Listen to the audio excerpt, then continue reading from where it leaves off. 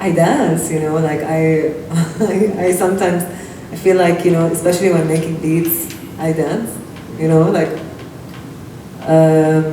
I also play a lot with stillness too and performing and all of these things.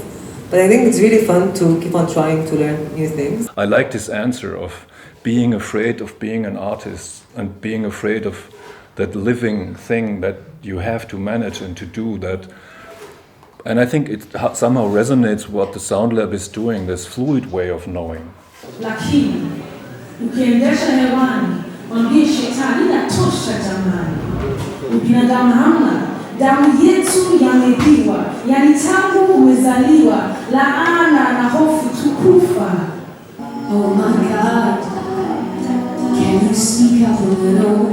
Oh my God, can you speak up a little? Oh my God, can you speak up a little?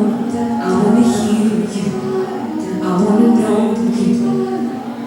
To also be able to, do music for a longer period of time. My health has also been something that I have been truly working on, and I think that it could also be another way of me looking at a plan, like a pension plan for myself. I remember when I went to the senior high school, I was taken to the girls' dormitory because they didn't know if I was, they didn't even ask my name. They just judged by my voice and they took me to the girls' dormitory. And when everybody was going to bath, me, I was very shy, I was scared. I was like, what am I going to do? So I had to run to the house mistress and tell her that, hey, this is the situation, I said, oh, but you didn't tell us. In my head, I said, didn't you see my name? So they took me to the boys' dorm. I feel like the first 5 years of my life, I was a complainer. I was a cheap complainant. All I did was complain, and I have to then change my posture into how can I also contribute.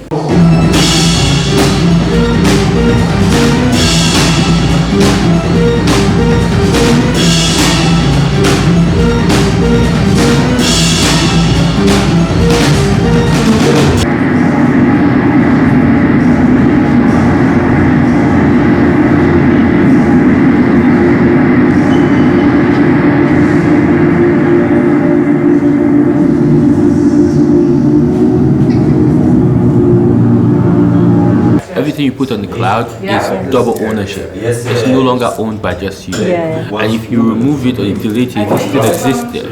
It's just like, so me, I don't put that's my smart. archival stuff on the cloud, but it means I have to keep buying hard drives. And it means for every hard drive you need like 1 or 2 backups. It's just it's crazy where they've placed us. I wouldn't be alive if I wasn't seen as a clown.